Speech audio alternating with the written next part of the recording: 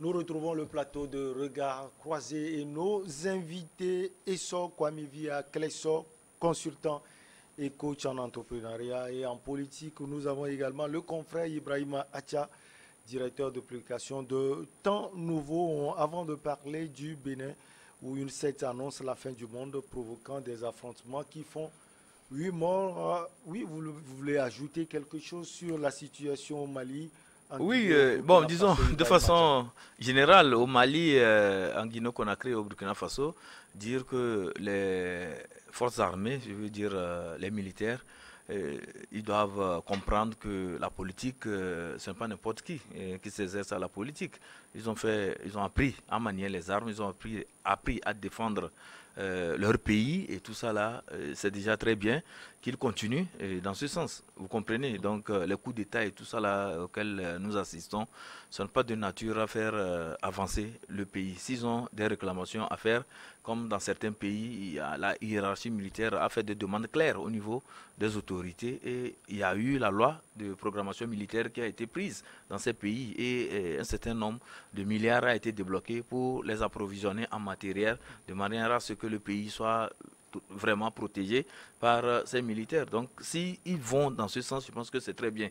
Mais vouloir faire un coup d'État et arriver maintenant et s'asseoir sur le fauteuil présidentiel, et c'est en ce moment qu'on commence par réfléchir à comment diriger le pays. C'est trop de l'amateurisme. Et là, les pays africains ne doivent pas aller dans ce sens. C'est une aventure incertaine. Et moi, je me dis que ça s'apparente à un saut dans le vide. Il faut qu'on soit clairvoyant, qu'on fasse des choses de façon professionnelle, qu'on sache ce que nous voulons effectivement. La démocratie, nous sommes démocrates, nous défendons la démocratie. Je pense que nous devons toujours être contre les coups d'État. Et toute personne qui veut peut-être diriger son pays, toute personne qui veut être président de la République, sait par où passer. Il faut aller par les élections. Il ne faut pas passer par des raccourcis, prendre les armes, parce qu'on a à disposition les armes, on dépose le chef de l'État, on prend le pouvoir, on commence maintenant par faire des cafouillages, par des jongleries qui, au finish, n'apportent rien de bon à ce pays.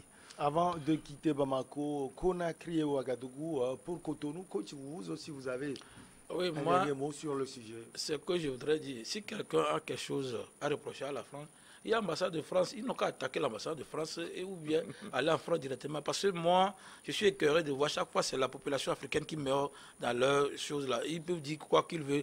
Depuis que Assimi Goïta est venu au Mali, je ne vois pas quelle paix ça a amené au nord, au centre du Mali. Et je ne vois pas le sort des Gambiens, et comment dire, des Guinéens, et quadruplé avec succès parce que Doumbouya est venu. Je dis que ces selfies qu'on soit là, il fait, ça que je regarde. Et aussi, le Burkina ne va pas faire mieux que ça. Donc il y a les problèmes réels sur le terrain. L'armée est républicaine, comme on le dit souvent. Ça voudrait dire que c'est quand la nation est attaquée que l'armée la défend. Ce n'est pas l'armée qui attaque la nation. Quand vous voyez qu'un président fait mal, c'est vrai qu'on ne cautionne pas le coup d'État, mais quand vous venez, remettez le pouvoir aux civils, et puis c'est fini. Mais quand vous êtes là, parce qu'il y a des factions, il y a d'autres aussi qui ne sont pas d'accord. Maintenant, si les autres avaient tenu des armes, ça va faire des morts. Donc, ils doivent comprendre que les militaires ne sont pas de la providence. Et que la démocratie permet que des gens qui n'ont pas des armes dirigent le pays. Ils n'ont qu'à voir le cas de Cuba, le cas de Venezuela. Ça a donné quoi? C'est qu'il faut que les gens lisent toujours l'histoire. Je me rappelle que c'est en 2010 que les Cubains ont commencé à renégocier avec les Américains. Tout ça là. Donc il faudrait que... Pourquoi on doit aller quelque part si on sait que c'est certain? Oui, avant de revenir. Donc ça n'a pas de sens. Vous perdez un temps. Vous savez, vous connaissez déjà le résultat, là, que c'est rien du tout. Donc il faudrait que nos militaires fassent bien pour se soutenir et garder nos nations, au lieu d'être eux-mêmes les pions qui les détruisent. Et au même moment, nos chefs d'État, vous comprenez que quand on parle de la déconfiture en matière de gestion, la bonne gouvernance, les justices sociales et tout ça, là, ce sont eux-mêmes les présidents civils là, qui comptent sur l'armée et font de n'importe quoi aussi à la tête du pouvoir. Lorsqu'il y a des contestations, les gens disent que mais nous avons fait, nous voulons ceci, nous voulons qu'on change les paradigmes par rapport à la gestion du pays. Ces militaires civils là, ces présidents civils appellent la chose, ils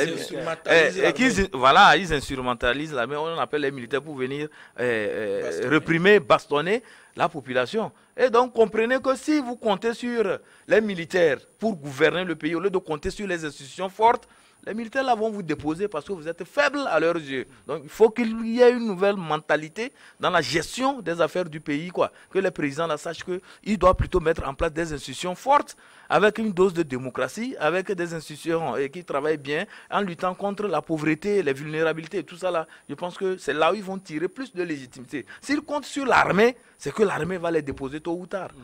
Allez, on met le cap sur le Bénin. Des affrontements samedi 29 janvier entre la police et les adeptes de l'église Azaël, décrites comme une secte, font 8 morts dans l'arrondissement de Monkpa, un arrondissement de la ville de Savalou, au centre du pays. 2 policiers figurent parmi les morts. Le pasteur et plusieurs de ses fidèles, coachs et son agresseurs, sont en fuite. Et cette secte annonce la fin du monde.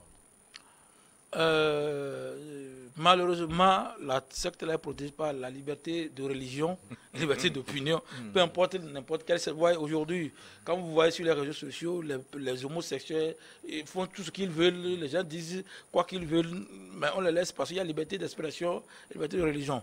Maintenant, dans ça, la loi prévoit également des sanctions contre les discours violents, la manipulation. Donc c'est ce que les gens mélangent. Mais quand on sait qu'on est en train de faire des manipulations à une population, je pense que l'État a le pouvoir de mener une enquête pour savoir ce qu'il fait. Parce que dans ce cas, on me dit que, comme il dit que c'est la fin du monde, donc les gens n'ont qu'à vendre leurs biens, le leur apporter, et ils sont même allés dans le champ de quelqu'un, le baston, le problème a commencé même, bastonner un cultivateur et prendre ses eaux. C'est les enfants du cultivateur là qui sont mêlés, et puis ça a donné ça. Donc l'État aussi pouvait régler le problème très tôt. Pourquoi ça ne dégénère pas? Parce que quand ces gens d'église, on les connaît, ils font des populismes, vous entendez depuis.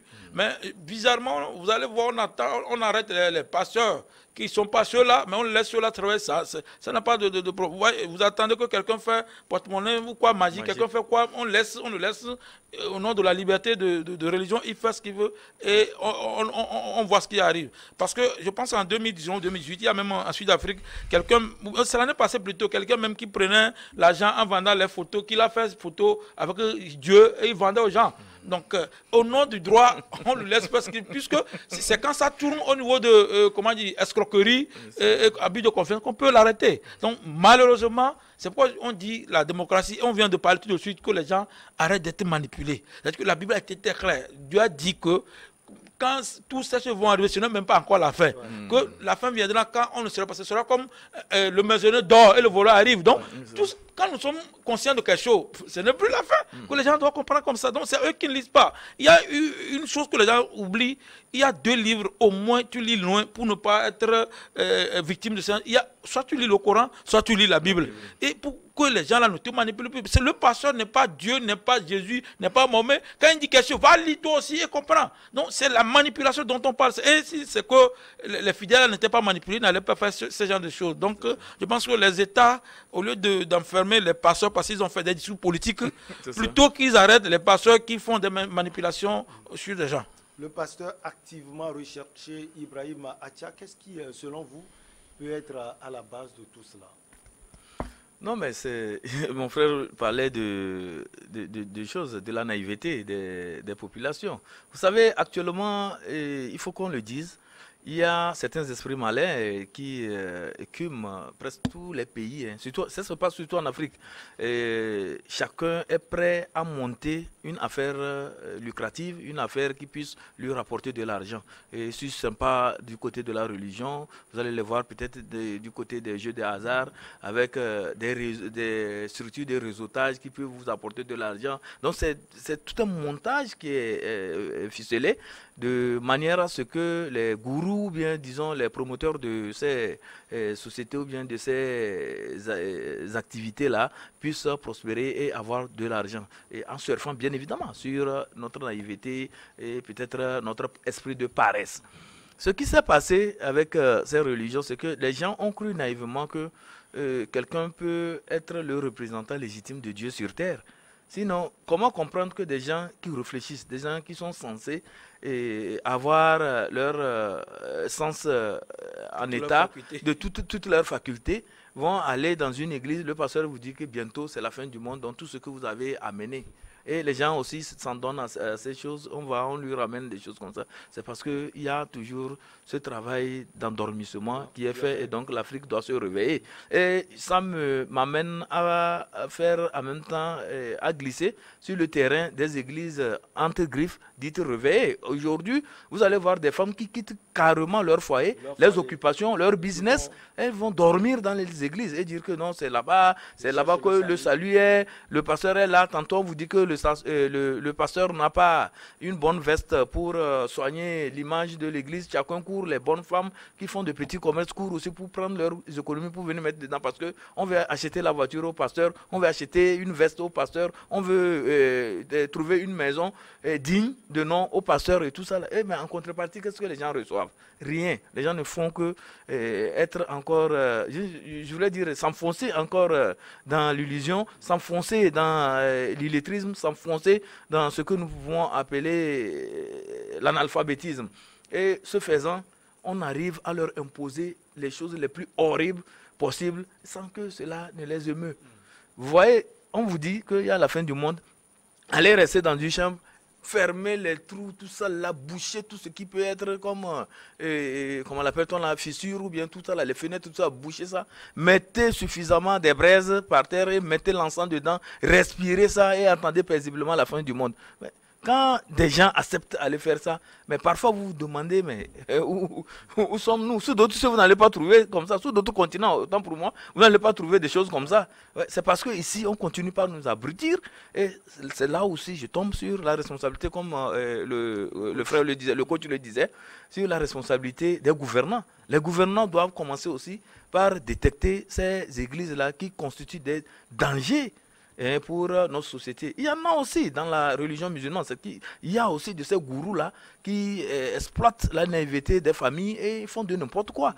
Et on vous dit non, faites ceci, nous allons vous donner ci. Et le gourou dit il a besoin de combien de vaches pour pouvoir faire telle cérémonie, pour intercepter à votre faveur, tout ça là. Mais regardez la personne même. Est-ce que la personne même a les choses, comment l'appelle-t-on, les qualités, les qualificatifs, ou bien a les signes? Parce que quand Dieu a une personne, quand vous voyez la personne, vous voyez une certaine probité, une certaine, en tout cas, comment l'appelle-t-on, la splendeur en cette personne. Mais quand c'est quelqu'un qui vient et vous savez, affiche des signes qui ne vous rassurent pas, mais dites-vous tout simplement que vous êtes en face d'un usurpateur. Je ne veux pas donner le nom, je vais dire tout simplement que vous êtes devant un escroc. Donc les gens n'ont qu'à prendre leurs responsabilités, se méfier surtout de ces hommes de Dieu qui, à proprement parler, sont peut-être dans d'autres dimensions et non dans la dimension vraiment d'adoration de Dieu. Ces histoires de fin du monde, coach et à Clessor, l'Afrique en connaît depuis belle lurette. On a eu des cas en République démocratique du Congo, on a eu des cas partout. Pourquoi cela? Oui, il y a un principe de coaching. Quand tu montres que tu es bête, l'autre là va te prouver que tu es idiot. Oui, c'est ça le souci. Le principe fondamental des Africains, c'est qu'on est spiritualiste. Donc les gens profitent de ça. La foi existe, que ce soit musulmane ou chrétienne ou animiste, ça existe. Malheureusement, il y a des féticheurs escrocs, il y a des pasteurs escrocs, il y a des imams escrocs. C'est parce que les gens ne lisent pas. La fin du monde, je dis que la Bible ou le Coran, quand tu les lis, c'est déjà défini comment ça doit arriver. Maintenant, il y a d'abord la fin spirituelle que tu dois faire avec toi-même et avant ce qu'on a dit. Mais les gens mélangent tout. Il y a des gens qui avaient vu les guerres pensant que c'est la fin du monde aussi. Oui. Les gens ont interprété avec le pape et tout ça, c'est pas ça. Il faut que les gens lisent. La Bible dit que mon peuple périt faute de connaissance. Donc, ça veut dire que quand tu ne lis pas, tu auras des problèmes. La Bible dit également, quelque part, c'est dans Jean 8, verset 32, qui dit que vous connaîtrez la vérité vous affranchira. Ce n'est pas la vérité, mais la connaissance de la vérité. La vérité est dans la Bible ou dans le Coran. Mais quand tu la lis pas, tu ne seras pas affranchi. Mais les gens ne veulent pas lire ça. C'est pourquoi ils se laissent. Même que tu sois chrétien ou pas, dans le domaine des recherches, tu es obligé de lire certains documents pour comprendre certaines choses. C'est comme ça que tu vas le faire. Mais les gens ne veulent pas et ils s'adonnent cela. C'est vrai que il y a des gens, quand ils font, ils trouvent. Mais j'aurais préféré que c'est celui qui a les moyens qui donne et non celui qui n'a pas les moyens. Puisque, quand vous voyez, j'ai compris que ceux qui prient beaucoup, c'est eux qui sont encore plus misérables. C'est-à-dire que la richesse n'est pas le nombre de prières que tu as fait, mais ce sont des dispositions de ta personnalité par rapport à ta communication. L'argent, c'est un rapport qu'il faut faire avec l'argent. C'est ton rapport avec l'argent qui te rend riche. Il y a d'autres, ouais, il peut prier, dire que Dieu va, mais au même moment, il se querelle avec quelqu'un à cause de 50 francs quelque part. C'est normal que l'argent le fuit. Donc il y a des dispositions que même ils ne comprennent pas. Donc je pense qu'on doit plutôt éviter ces choses parce que le souci majeur, souvent ces pasteurs escrocs, quand ils sont des amis du gouvernement, on les laisse faire ce qu'ils font et ils font ce qu'ils doivent faire. Mais je pense qu'il faudrait qu'on arrive à enseigner des choses pour que les gens changent. Parce que moi, quand je vais à l'église, la somme que j'ai décidé de cotiser depuis la maison, c'est ce que je cotise. Qu'il pleuve, qu'il neige le jour là, j'ai dit je vais cotiser 2000, c'est 2000 que je cotise. Pas parce que je suis pas, puisque quand vous lisez la Bible, ça dit dans le livre de Jacques que notre religion, c'est de secourir les veuves et les orphelins dans leur affliction et adorer Dieu. Et adorer Dieu, c'est écouter ce que la Bible dit. Mais les gens font autre chose, ils écoutent ce que les pasteurs disent. On va dire, moi, je ne peux pas faire jeûne de une semaine, qu'un pasteur m'impose ça, je ne fais pas. Mais les gens vont faire jusqu'à avoir ulcère. Après, on les amène à l'hôpital. Donc, vous voyez, c'est une sorte d'abrutissement que les gens font. Je ne dis pas qu'il ne faut pas avoir foi, mais quand tu as la foi, il y a la réponse en même temps. C'est-à-dire que la foi, c'est démontrer, il dit que c'est une ferme action des choses qu'on le lance, une démonstration. Ça veut dire que jusqu'à la fin de ta foi, tu dois avoir le résultat de ce que tu as fait. Mais il y a des gens, ça fait 10 ans, ils le font, ils vont te lire Habakkuk 2, verset 3, pour dire que même si ça tarde, c'est une promesse, ça va venir. C'est ce qu'ils vont dire. Donc il faudra qu'on change de mentalité par rapport aux pasteurs, surtout les plus véreux et les imams. Puisque moi, il y a dans mon quartier, il y a un groupe du Bénin qui sont venus pour dire qu'ils vont faire l'argent facile à quelqu'un. Il a donné 2 millions et on a pris des feuilles d'arbres, rempli 3 tonneaux. Je ne sais pas comment ils ont fait. Il a d'abord vu des liasses de billets, mais quand les gens là sont partis, là ouvert, ce ne sont que des feuilles. Ouais, c'est un charlatan qui a escroqué un autre charlatan. Ouais. Ça va, ça. Allez, on marque la petite pause et on revient pour la suite.